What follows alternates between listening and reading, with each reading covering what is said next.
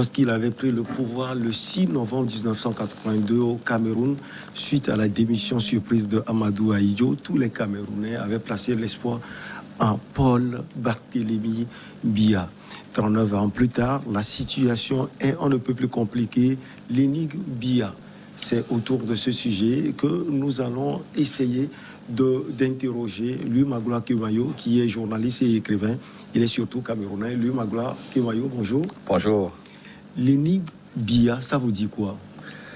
Énigme, quand on est un homme d'État, généralement, il y a des secrets que l'on garde pour soi, il y a des choses qu'on rend publiques, on est une personnalité publique, mais il y a une grande partie de l'action d'homme d'État qui reste quand même secrète, et je pense que cela participe du mystère de Biya. Vous y ajoutez ces silences et ces absences par moment du pays, cela complexifie le personnage, la personnalité, mais c'est le président actuel du Cameroun et on doit faire avec. Louis Magloire Kemayo, il est critiqué par certains, adulé par d'autres.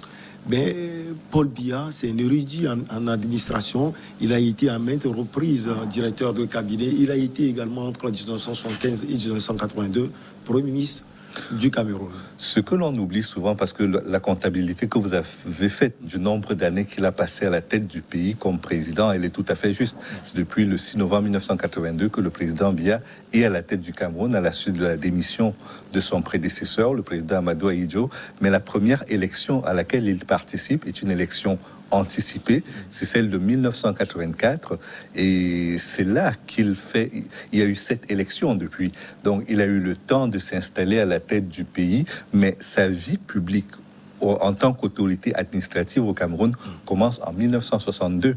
Il est directeur de cabinet au ministère de l'Éducation nationale, et c'est après qu'il entre au cabinet comme secrétaire général de la présidence de la République et qu'il continue son parcours pour devenir Premier ministre et enfin devenir président de la République du Cameroun. Sur le plan économique, on note une croissance de 3,7% en 2019. À partir de 2020, avec la crise sanitaire de coronavirus, on voit des difficultés. Sur le plan économique, le Cameroun va-t-il bien, Louis Magloire Kemayo? C'est difficile de répondre à cette question pour une raison simple, c'est que les chiffres qui sont donnés sont des chiffres macroéconomiques qui prennent en compte l'ensemble du pays et pas les cas particuliers. Et donc, quand on regarde la situation des Camerounais aujourd'hui, comparée à celle dont a hérité le président Biya, on peut estimer dans l'absolu qu'il a un mauvais bilan. Parce que quand il arrive à la tête du Cameroun, le Cameroun est un pays en voie de développement. Il est même parmi les pays à revenus intermédiaires qui postulent à devenir une grande puissance sur le continent africain. Quand je dis ça, il faut aussi reconnaître que jusqu'à aujourd'hui, le Cameroun représente 60% des recettes des pays de la CEMAC. Donc c'est quand même un pays dont l'économie compte. Quand on a 8 pays dans la zone et qu'il y en a un qui fait 60% des recettes de l'ensemble des pays, ça veut dire que l'économie de ce pays se porte relativement bien. Mais quand on prend le bilan dans l'absolu, en 82, le pays se portait nettement mieux qu'aujourd'hui. Le taux de pauvreté était beaucoup plus faible, la population était peut-être encore moins importante qu'aujourd'hui, mais une chose est certaine, c'est que quand on compare les deux époques, on se dit qu'il y a eu du recul dans les chiffres macroéconomiques. Il a fait également Sorbonne, hein, et quand on voit déjà que c'est un impétrant, qu'est-ce qui peut expliquer, Louis Magloire Kemayo, qu'un politique aussi surdoué soit à la tête d'un pays qui ne va pas bien? La seule explication que je peux trouver, et elle vaut ce qu'elle vaut, c'est que quand on est président, on doit savoir déléguer une partie de son pouvoir. Il délègue à certaines personnes une partie de ses pouvoirs et les résultats ne suivent pas toujours. Quand il est arrivé à la tête du Cameroun en 1982, le leitmotiv du président Biya, c'était rigueur et moralisation. Ce sont les deux terrains sur lesquels il a le plus failli. C'est-à-dire que sur le plan de la rigueur, aujourd'hui, quand on regarde les mœurs, je n'ai pas l'impression que la pudeur et la rigueur sont les choses qui sont les plus en vogue au Cameroun. La moralisation, pareil, et sur le plan économique, le Cameroun a quand même réussi à se hisser à 2 reprises en tête du classement des pays les plus corrompus de la planète. C'est un triste record, mais c'est un record que nous avons battu. Et jusqu'aujourd'hui, l'indice de perception de la corruption reste très élevé au Cameroun.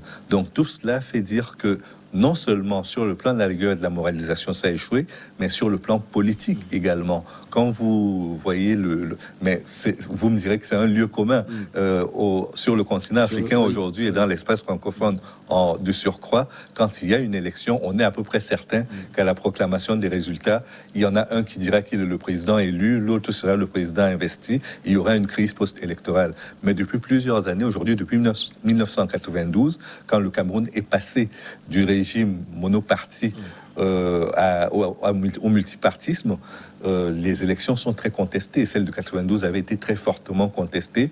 La récente l'a été également, celle de 2018. Donc ça fait qu'aujourd'hui, on est entré dans une tradition de contestation des élections, mais cela n'empêche pas le président Biya d'être le président aujourd'hui qui est à la tête du pays. Nous avons fait notre modification de la Constitution au Cameroun avant tout le monde. C'était en 2008 quand il y a eu les émeutes de la faim. Il y avait une limitation de mandat à l'époque et cette limitation a été sautée. Il n'y a plus de limitation de mandat au Cameroun. Le président Biya peut être élu pour 7 ans, renouvelable autant de fois qu'il le souhaite ou qu'il est capable de se présenter à l'élection présidentielle. Il a 88 ans, si je fais bien mes calculs, parce qu'il est né en 1933. Alors, il passe également plus de temps en Suisse. On a vu tout récemment, il y a de cela 2 semaines, où on a vu des manifestants le gêner son séjour en Suisse. Ce n'est pas la première fois. Des manifestations de ce type, il y en a eu avant l'avènement de la crise sanitaire du coronavirus. Il y en a eu un peu moins parce qu'il est sorti nettement moins. C'est la première sortie qu'il fait depuis que la crise du coronavirus sévit. Et donc, à cette occasion-là, la diaspora qui estime qu'elle ne reconnaît pas en Biya le président, ou qui estime aussi que le président Biya dépense les deniers publics là où il pourrait les investir au Cameroun, à la fois pour les soins et pour le tourisme, cette diaspora-là est allée l'attaquer, rendre son séjour un peu mouvementé au niveau de Genève, mais cela n'a pas empêché le président Biya d'y être et de revenir au Cameroun à la date qu'il avait prévue pour son retour. Avant de parler du Cameroun politique, il y a également Chantal Biya, sa femme. Quelle est l'influence de cette femme dans la vie du président Paul Barthélémy Biya? C'est l'influence d'une épouse aimée. C'est qu'elle est très écoutée. Ses points de vue et ses humeurs trouvent écho auprès du président. Mais je pense que chaque femme qui a l'oreille de son mari a à peu près la même influence dans les rapports que celui-ci entretient avec ses amis, avec ses ennemis. Et là, ce qui change, c'est qu'on parle du président de la République et que l'influence de la première dame ne se limite pas aux relations personnelles du président Biya. Souvent, cela empiète sur le domaine public et donc dans les affaires de l'État. Les gens disent également qu'il y a 2 Camerouns. Le Cameroun anglophone au nord et le Cameroun francophone au sud, en perpétuel différent. Je crois que l'une des choses sur lesquelles le président Biya a très clairement échoué, c'est sur l'unité nationale du Cameroun. Parce que le Cameroun a été administré. Quand on dit souvent colonisé, c'est pas le bon terme, parce qu'il n'y avait pas de colonisation allemande au Cameroun. Il y a eu une administration un peu comme au Togo des Allemands. Et quand les Allemands ont perdu la Première Guerre mondiale, il y a d'abord eu le mandat qui a été confié à la France et à l'Angleterre, puis il y a eu une tutelle qui a été confiée aux 2 puissances qui avaient vaincu l'Allemagne. Ça fait qu'aujourd'hui, au moment des indépendances, la partie francophone a été indépendante en premier. Elle a été indépendante le 1er janvier 1960 et la partie anglophone l'a été en février 1961. Donc, c'est pas exactement au même moment que les 2 pays ont eu leur indépendance. Et dans le cas du Cameroun anglophone, il y avait eu un référendum qui avait été organisé dans les 2 parties. Une partie a décidé de rejoindre le Nigeria, l'autre partie a décidé de rejoindre le Cameroun. Le Southern Cameroun, le Northern, est allé au Nigeria. Et depuis, on a essayé de faire un régime de république fédérale. En 1961, on a fait une république fédérale. Puis en 1972, on a fait une république unie qui abolissait les 3 administrations pour les fondre en une seule, parce qu'il y avait l'administration anglophone, l'administration francophone et l'administration fédérale. Et donc, en 1972, tout cela est fait est fondu dans une seule administration, qui est l'administration de la République unie du Cameroun. Et en 1984, Paul Biya passe une étape au-dessus en faisant la République du Cameroun tout court. Ouais. Et certains estimaient déjà en 1972 que ça avait été un coup de canif dans l'unité nationale du Cameroun. On s'était réunis, Cameroun francophone et Cameroun anglophone, en tant que République fédérale. Et l'engagement qui avait été pris à cette époque-là, à Fumban, dans une ville à l'ouest du Cameroun, l'engagement c'était que les deux cultures seraient préservées sur le plan linguistique, sur le plan politique, et que les spécificités liées à chacune des deux parties du Cameroun resteraient préservées. Malheureusement, cet engagement n'a pas été tenu. C'est ainsi qu'est née la crise dans la zone, dans les régions anglophones, qui depuis 2016 s'est muée en crise, pratiquement en guerre entre le Cameroun francophone et le Cameroun anglophone. Certains sont considérés comme des sécessionnistes, d'autres comme des républicains. Et donc, depuis, l'armée camerounaise intervient dans cette zone-là pour établir l'unité. Et j'estime pour ma part que c'était pas le rôle de l'armée d'intervenir dans cette partie-là. C'était une question d'ordre public. Il fallait régler ça par le dialogue politique. Un dialogue a été initié entre les anglophones et la République du Cameroun. Ouais. Malheureusement, il n'y a pas beaucoup d'acteurs de la crise qui ont pu y participer parce que beaucoup d'entre eux se trouvent aujourd'hui incarcérés à la prison centrale de Kondengui et ne pouvaient donc pas prendre part à ce dialogue-là. Espérons que l'issue sera favorable, permettra de préserver l'unité du Cameroun et surtout qu'on n'aura pas un nouveau Soudan du Sud ou un nouvel Érythrée à travers le Cameroun anglophone qui deviendrait éventuellement indépendant pour évoluer en parallèle du Cameroun tel qu'il existe aujourd'hui. Et il y a aussi la question des élections, toujours contestées dans votre pays. La récente, c'est celle de 2018, si je ne me trompe pas, où l'opposant Maurice Kamto disait que c'est lui qui avait gagné. Oui. Il a fait la prison. Oui, il a fait pratiquement 9 mois de prison avec 200 de ses militants, donc pratiquement tout son état-major était en prison. C'est vrai que pour une élection, on ne devrait pas aller en prison, mais c'est ce qui s'est passé. C'était une manifestation publique qu'ils avaient organisée, Maurice Kamto et son parti, le MRC, le Mouvement pour la Renaissance du Cameroun. Leur souhait, c'était de manifester non seulement le fait qu'ils ne sont pas d'accord avec le résultat de l'élection, mais il y avait 3 autres choses qu'ils mettaient dans la balance. La Coupe d'Afrique des Nations que le Cameroun devait organiser et sur laquelle il y a eu un glissement depuis 2019. Cette Coupe d'Afrique des Nations aura finalement lieu l'année prochaine, mais ils voulaient que la lumière soit faite sur la manière dont l'argent qui était alloué à la préparation de la Coupe d'Afrique des Nations a été dépensé pour que les stades ne soient pas prêts. C'était la première raison. La deuxième, c'était pour que le dialogue politique l'emporte sur le dialogue des armes dans la région anglophone. Ils étaient contre le fait que la guerre continue dans les 2 régions anglophones du Cameroun, la région du nord-ouest et celle du sud-ouest. Et il y avait une 3e raison qui ne me revient pas immédiatement, mais c'était l'ensemble de ces choses-là. Ah oui, il y avait également la guerre dans le nord du Cameroun avec les terroristes qui y interviennent. Donc ce sont tous ces éléments-là qui étaient mis ensemble pour exprimer une position d'un parti politique, mais ça a débouché sur l'emprisonnement et du leader et de son état-major et d'un grand nombre de militants également qui sont restés en prison pendant pratiquement 9 mois. Alors, dans la société camerounaise aussi, on note le népotisme, la corruption, la gabégie et autres, comme partout, hein, on peut le dire en Afrique. Oui, c'est souvent on se demande pourquoi cela se répète aussi fréquemment. Ce n'est pas une spécificité camerounaise, mais quand on a présenté soi-même son projet de société en disant que les 2 terrains sur lesquels on va être intraitable, c'est la rigueur et la moralisation, on le comprend beaucoup moins. On se demande à quel moment la machine a assez grippé pour que la rigueur et la moralisation ne soient plus les mots d'ordre de la gouvernance du président Biya. Difficile de le savoir.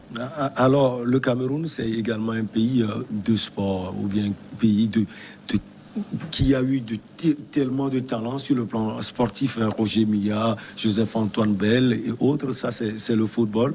Vous avez parlé tout à l'heure de la CAN à venir. Pour vous, le Cameroun est véritablement prêt pour accueillir cette compétition?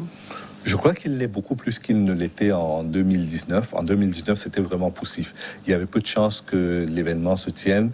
En 2020, il y a eu la crise de coronavirus. Là, pour l'année prochaine, je pense que les installations sont prêtes. Je pense que les démarches ont également été faites parce que la Fédération camerounaise de football également a traversé des zones de turbulence très importantes, ce qui faisait que ni le gouvernement, en termes d'infrastructures pour accueillir l'événement, ni la Fédération camerounaise de football n'étaient véritablement prêts à accueillir cette grande fête du football continental. Mais je pense qu'avec le temps qui est passé, avec l'ordre qui a été remis, plus ou moins au sein de la Fédération camerounaise de football, le pays est relativement prêt pour accueillir la Coupe d'Afrique des Nations. Alors, on dit que sur le plan sportif, tellement de choses ont été faites par le président Paul Biya.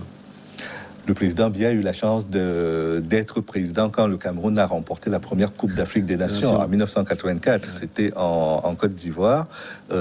C'était la première fois que le Cameroun remporte la Coupe d'Afrique des Nations. Nous l'avions organisé, le Cameroun l'avait organisé en 1972 et avait perdu en demi-finale. Avait été battu par le Congo qui avait finalement remporté cette Coupe d'Afrique des Nations. Donc on restait sur un sentiment d'inachevé.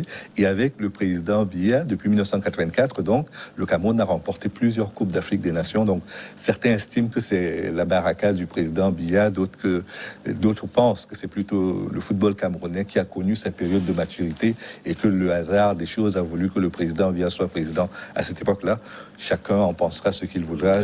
La certitude, c'est que le Cameroun a eu une période pendant laquelle il a trôné sur le football continental. Aujourd'hui, c'est un peu plus poussif, mais espérons que ces heures-là, ces heures heureuses du football camerounais vont à nouveau, on va les vivre à nouveau avec la Coupe d'Afrique des Nations qui se tiendra dans les villes camerounaises prochainement. Est-ce que sur ce prise, Louis Magloire Kemayo, on peut quand même noter l'intelligence du président Biya qui s'est appesanti sur la première victoire, comme vous l'avez dit, de votre pays en Coupe d'Afrique des Nations et a su construire des générations, une équipe et des générations à venir pour pouvoir remporter la Coupe? Alors, normalement, le football et le gouvernement, ce sont deux choses différentes. Donc, mais tout dépend de la politique. Tout dépend de la politique, naturellement. Il y a une politique sportive qui doit être menée. Je crois qu'à ce niveau-là, le Cameroun a quand même beaucoup péché parce qu'il a fallu attendre que le Cameroun soit candidat à l'organisation de la Coupe d'Afrique des Nations pour que les stades qui avaient été construits en 1972 soient rénovés et que d'autres stades soient construits également. Pourtant, depuis 1984, encore une fois, le Cameroun était sur le toit du football continental. Il a participé aux Coupes du monde de football avec des parcours plutôt honorables. Il a remporté des Coupes d'Afrique des Nations. Ses joueurs ont une aura sur le continent et au-delà qui est très importante. Il était inadmissible que le Cameroun n'ait pas des structures pour le football qui permettent à ce sport d'émerger sur son territoire. Et donc, ce n'est que normal aujourd'hui qu'au bout d'une trentaine d'années, de presque 40 ans de pouvoir, le président Biya lègue de nouvelles infrastructures au Cameroun en matière de football au moins. Alors, est-ce que le président Biya pense à sa succession, Louis Magloire Kemayo? Il avait répondu à cette question en disant qu'il y pense, mais qu'il ne pense pas qu'il faudrait désigner un successeur parce que ce n'est pas un royaume.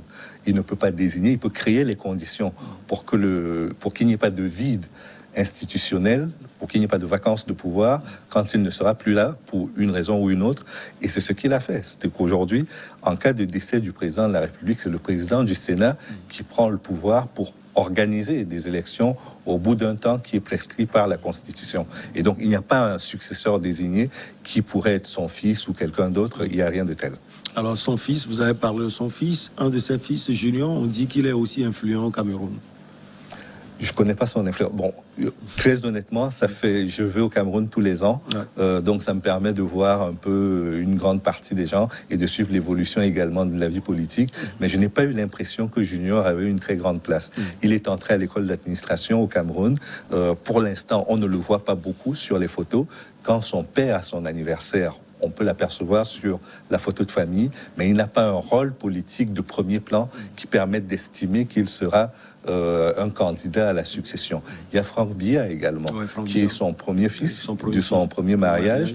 On pourrait lui prêter des intentions également, mais il n'est plus au Cameroun aujourd'hui. Il vit à l'extérieur du pays. C'est un homme d'affaires qui est dans l'industrie, par exemple, du bois au Cameroun, mais qui vit entre Monaco et l'Afrique du Sud. Donc aujourd'hui, un successeur venu de la famille biologique du président, cela me surprendrait beaucoup. La relation entre le Cameroun et les États de l'Afrique, c'est l'Afrique centrale. L'Afrique centrale, oui. Comment elles sont, ces relations? Le Cameroun a une diplomatie de discrétion, je dirais, parce qu'on n'entend pas trop la voix du Cameroun. Quand il y a eu, par exemple, la deuxième guerre du Golfe, le Cameroun était le président de cette conférence-là, au niveau du Conseil de sécurité. On avait consulté presque tout le monde, il y avait eu des délégations qui étaient venues au Cameroun. Mais personne n'a su quelle était la position du Cameroun par rapport au fait qu'il fallait envoyer des troupes en Irak pour renverser Saddam Hussein. Donc de ce point de vue-là, on ne sait pas, c'est de la discrétion, c'est de la timidité, difficile à dire. Sur le terrain de l'Afrique centrale, c'est à peu près pareil. Malgré toutes les crises qui se déroulent à nos frontières, entre le Tchad, la République centrafricaine, le Congo-Brazzaville et tous les autres pays, le Nigeria, on n'entend pas beaucoup la voix du Cameroun. Le Cameroun négocie beaucoup en coulisses et on n'entend pas les déclarations ni du président de la République, ni du Premier ministre, encore moins du ministre des Affaires étrangères. Et donc, ce sont plutôt des choses quasiment convenues entre les différents pays qu'on entend. Le seul moment où on a eu l'impression que le Cameroun pouvait vraiment donner son point de vue, c'est pendant la crise qu'il y a eu entre le Nigeria et le Cameroun sur la frontière de Bakassi, la frontière maritime, sur l'océan Atlantique entre le Nigeria et le Cameroun. Il y a eu également la République centrafricaine, sur laquelle le Cameroun, même s'il ne pèse pas très lourd, envoie régulièrement des contingents pour contenir d'abord les rebelles afin qu'ils ne fassent pas d'incursion. Il y en a quelques-unes, mais elles sont limitées. Et envoie également des contingents dans la MINUSCA, la mission des Nations Unies en République centrafricaine, pour aider également ce pays frère. Mais hormis cela, ce n'est qu'au niveau de la BEAC, la Banque des États de l'Afrique centrale, qu'on entend à nouveau le poids du Cameroun, parce qu'il est quand même l'économie la plus importante de cette zone-là et que la bourse des valeurs mobilières de l'Afrique centrale se trouve à Douala au Cameroun. On voit Douala comment... Stock Exchange. Okay. Bon, on voit comment des pays africains sont très tournés vers l'Occident, surtout à la France, les rapports entre le Cameroun et l'Occident, et surtout entre le Cameroun et la France. Les rapports, encore une fois, sur le plan diplomatique, sont très difficiles à percevoir pour le Cameroun. D'une part, nous sommes un pays qui est bilingue, même si on ne porte pas très bien ce bilinguisme-là, mais nous sommes un pays bilingue. Le Cameroun appartient à la francophonie, appartient au Commonwealth, appartient à la conférence des pays qui ont en commun l'islam également. Donc nous sommes dans plusieurs organisations. Nous sommes au sein de la CEMAC, nous sommes au sein de l'Union africaine, nous sommes à l'ONU, naturellement. Et donc, tous les cénacles où se font les relations internationales, le Cameroun essaie d'y prendre part. Mais le problème, c'est qu'on n'a jamais une position franche et bien connue de la part du Cameroun sur les grands dossiers d'actualité internationale et régionale. Alors, derrière plutôt les longs règnes, l'Umagloa Kemayo, il y a toujours des problèmes. On l'a vu avec la Côte d'Ivoire, après le trépas de Félix Houphouët-Boigny. Vous ne craignez pas pour votre pays, juste après la mort du président Paul Biya? Vu que l'édifice est très gangréné aujourd'hui, parce qu'on parle de la crise anglophone, mais on pourrait parler de cette crise-là dans n'importe quelle région du Cameroun.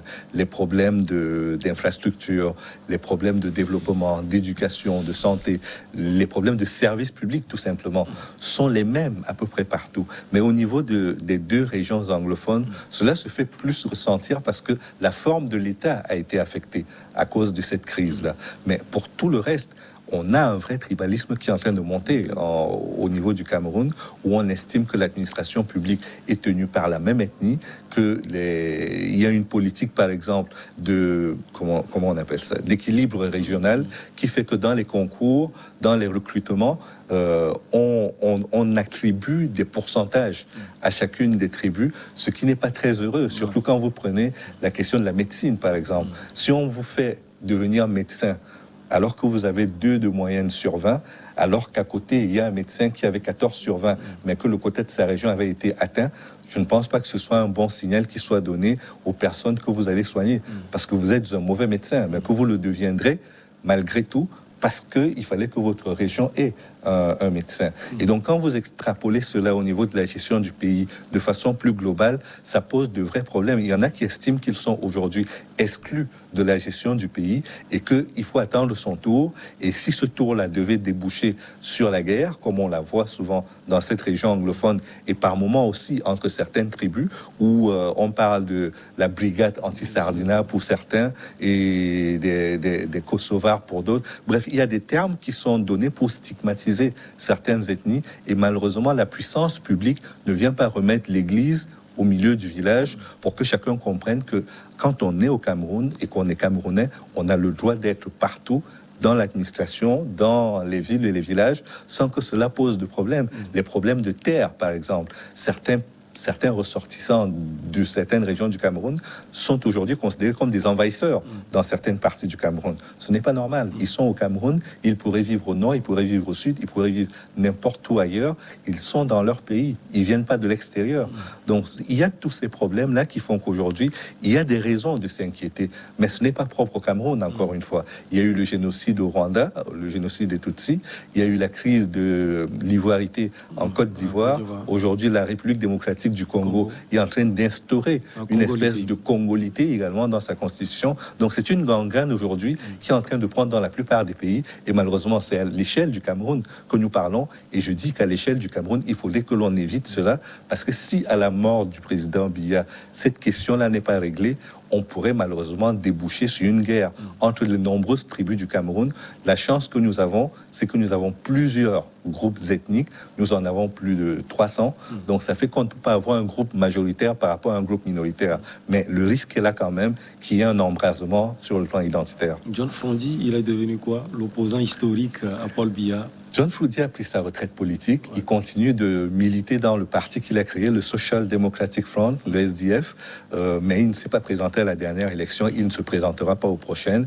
Il est très affaibli actuellement. Il a passé la main à un autre candidat qui a fait un très mauvais score d'ailleurs. Mais John Frondi est toujours sur la scène politique, mais en retrait cette fois-ci. Lui, Magloire Kimayo, journaliste et écrivain, c'est toujours un plaisir pour moi de vous avoir sur ce plateau et avec vous, on a eu à découvrir votre pays, le Cameroun, et à répondre à l'énigme Biya. La prochaine, on va marquer donc une petite pause et on revient pour Regard Croisé.